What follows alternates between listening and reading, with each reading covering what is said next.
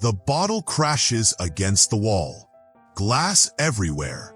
I know this sound. I try to make myself smaller. Press my body against the cold concrete. The chain around my neck pulls tight. It always pulls tight. His footsteps. Heavy, angry, coming closer. I remember when footsteps meant something different. When they meant warmth. When they meant a gentle hand. When they meant food that didn't taste like poison. But that was before. Before the bottles. Before the shouting. Before the pain became my only language. The kick lands in my ribs. Sharp. Sudden. I don't cry out anymore. I learned not to cry out. It only makes him angrier. Stupid dog, he slurs. His breath burns my eyes. Useless, just like everything else. I am tied to this post. This rusty post in the corner of what used to be a yard. Now it's just mud and broken things. Like me, the rain starts again. It always starts again. The drops hit my matted fur and I shiver. Not from cold, from memory, from the certainty that tomorrow will be the same. And the day after, and the day after that. I close my eyes and try to remember warmth. Try to remember a time when I had a name that wasn't stupid or useless.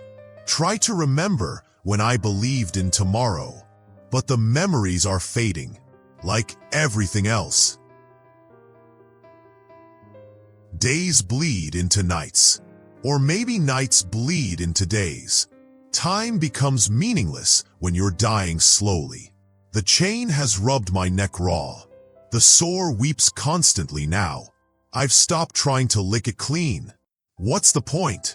Nothing stays clean here. Nothing stays whole. He forgot to feed me again. 3 days now, or maybe 4. My stomach stopped growling. It just aches now, a dull throb that matches the rhythm of my heartbeat. I eat the leaves that fall near my chain. They taste like nothing, like surrender, but they fill the emptiness for a moment. Just a moment. The neighbor's dog barks sometimes, from the other side of the fence. I used to bark back, used to hope someone would hear, used to believe that barking meant something. Now I just listen and remember. I remember running, my paws hitting soft grass. My tail. I had a tail that wagged once. I remember the feeling of wind that didn't cut through me like ice. Wind that felt like freedom.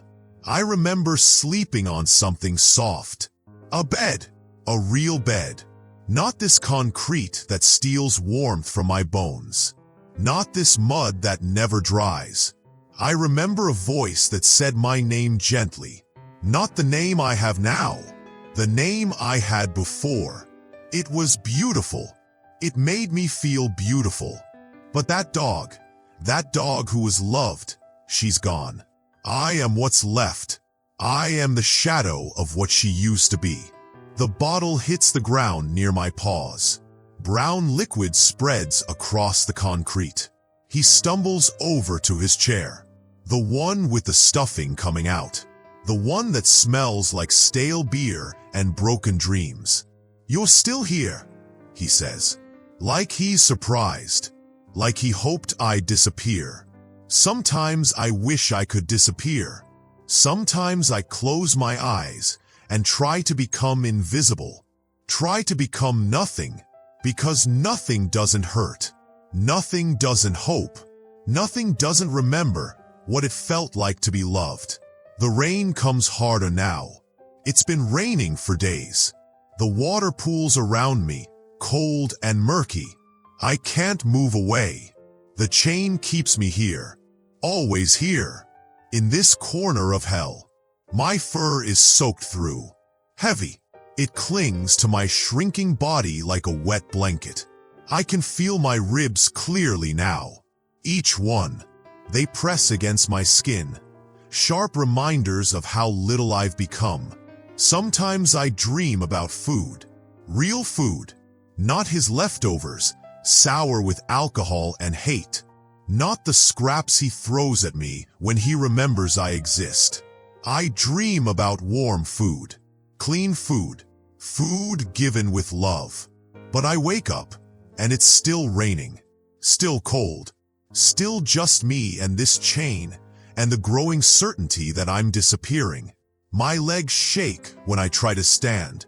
They used to be strong, used to carry me places. Now they can barely carry me to the end of my chain, to the small circle of world that contains my entire existence. The neighbor looks over the fence sometimes. I see worry in his eyes. He talks to someone, points at me. His voice sounds urgent, concerned, but nothing changes. Nothing ever changes. I lie down in the mud. It's warm now, warmer than the air, warmer than hope. I close my eyes and let the rain wash over me. Let it wash away the last of who I used to be. My breathing is shallow now, harder. Each breath is a choice, and I'm running out of reasons to choose. The world grows dim at the edges, like a photograph fading, like a memory becoming less real, less important. I think about the dog I was, the one who believed in tomorrow, the one who thought love was forever. I say goodbye to her quietly. She deserves better than this ending. The rain pounds against my body.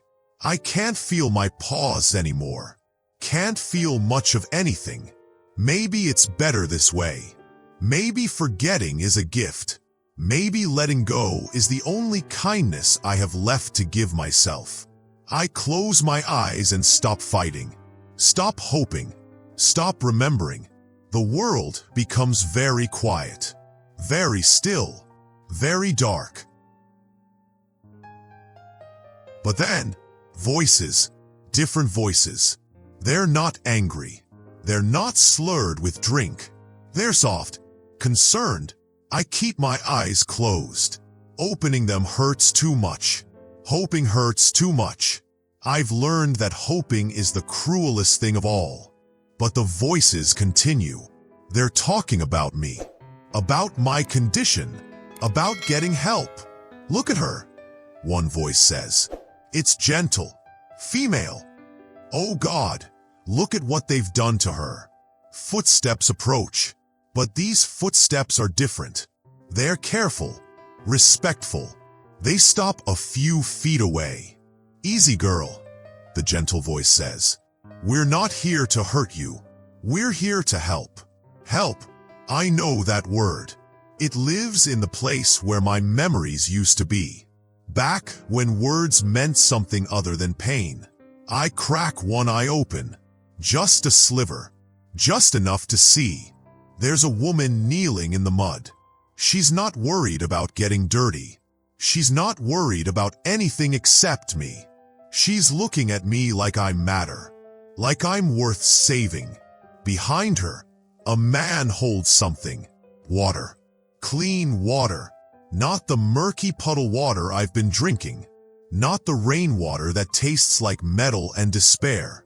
We're going to get you out of here, the woman says. But we need to go slowly. We need you to trust us. Trust. Another word from the before time. When trust was possible. When trust didn't end in pain. She reaches into a bag and pulls out something soft. A blanket. A clean blanket. She lays it on the ground near me, but not too close. Not threatening. Just there. Available. You don't have to do anything, she says. You don't have to move. You don't have to come to us. We'll wait. We'll wait as long as it takes. The man with the water takes a step closer. Slowly.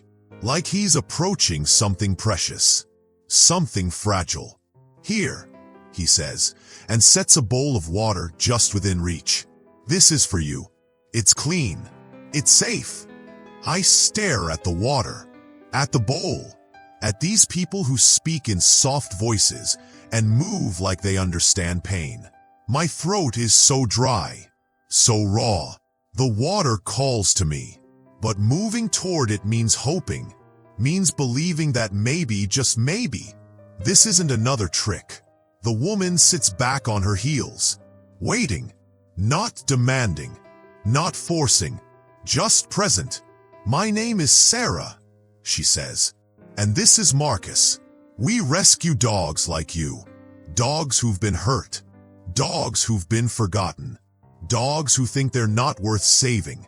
She pauses, looks directly at me, into me.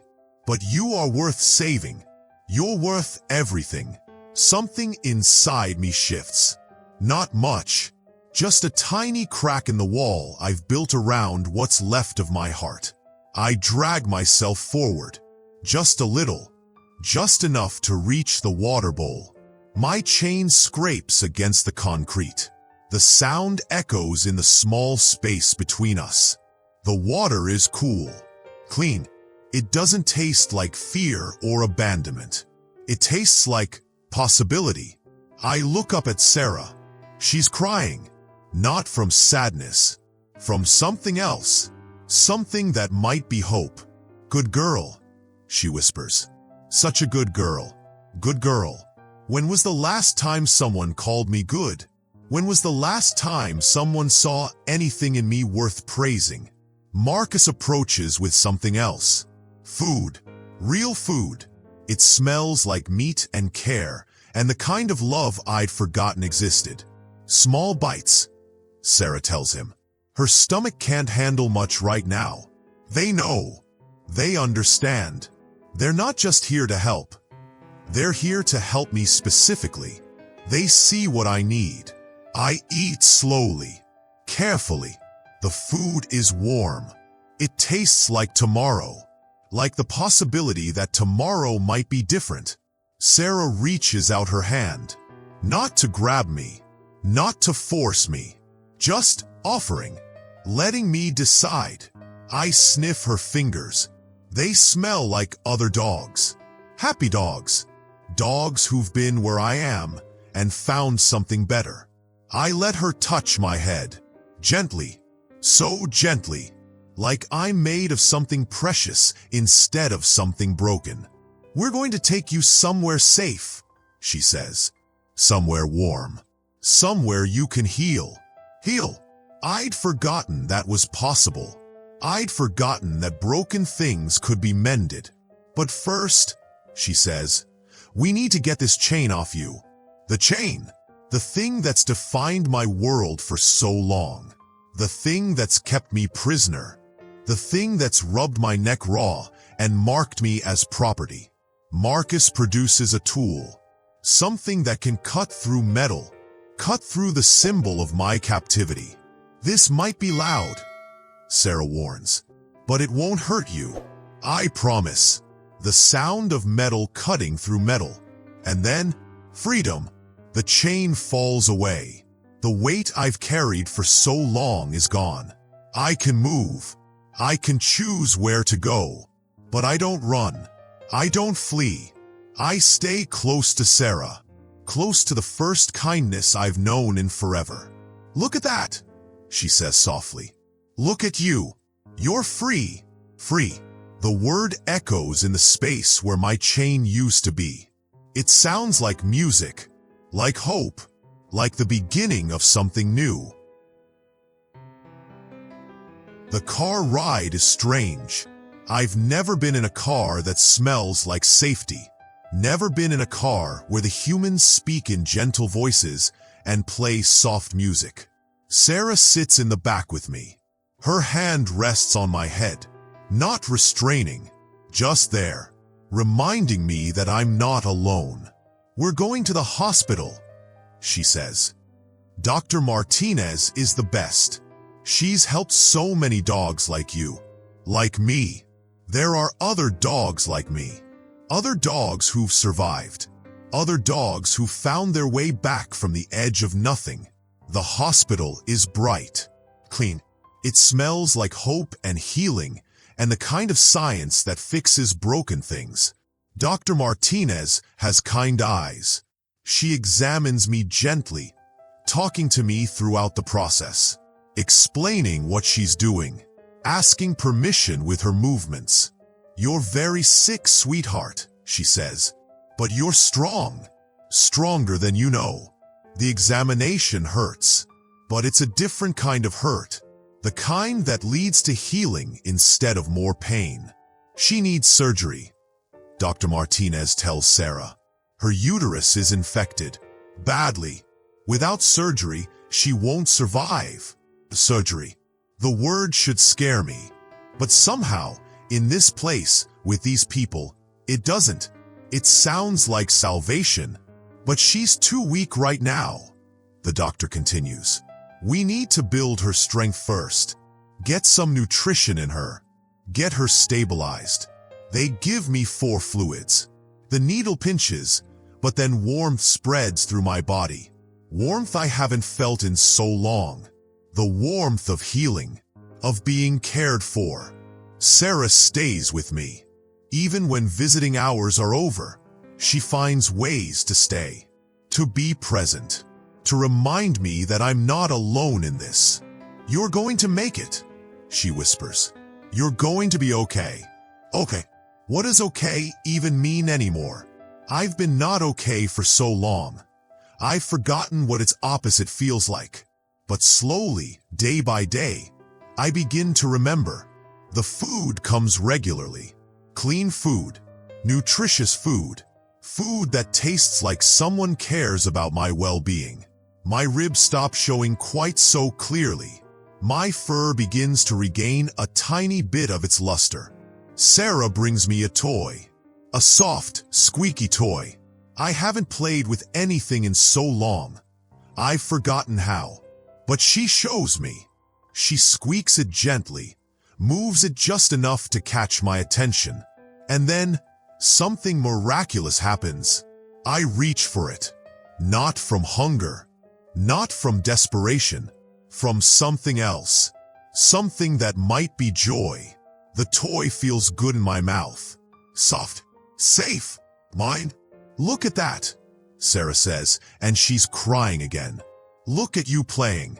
Look at you being a dog. A dog. Not just a broken thing. Not just a victim. A dog. With dog thoughts and dog feelings and dog hope. The day of surgery arrives. I'm strong enough now. Ready enough. As ready as I'll ever be." Dr. Martinez explains everything to me before the anesthesia takes hold. She tells me she's going to fix the part of me that's been causing so much pain. She tells me I'm going to feel so much better afterward. "When you wake up," she says, "you'll be different. You'll be able to start really healing." I trust her. I trust these people who've shown me that humans can be kind, that hands can heal instead of hurt, that voices can comfort instead of threaten. The anesthesia is peaceful, like sleep without nightmares, like darkness without fear. When I wake up, something has changed. The deep, constant ache in my belly is gone. The infection that was killing me has been removed. I feel lighter, cleaner, more whole. Sarah is there when I open my eyes. She's been waiting. She's been watching over me. "Hey, beautiful," she says. "How do you feel?" Beautiful. She called me beautiful. Not the wreck I was. Not the broken thing I became. Beautiful. I try to stand. My legs are shaky from the surgery, but they hold me. I walk a few steps, then a few more. Each step is a victory. Each step is proof that I'm still here, still fighting, still becoming. "We found you a name," Sarah says. "Hope.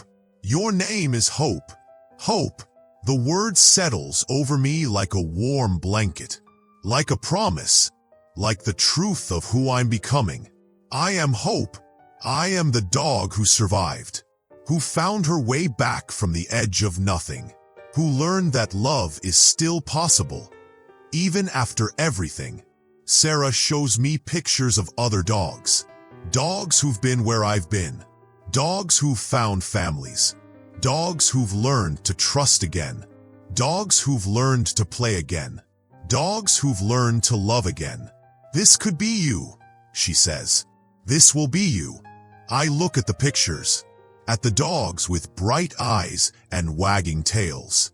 At the dogs who've found their way home.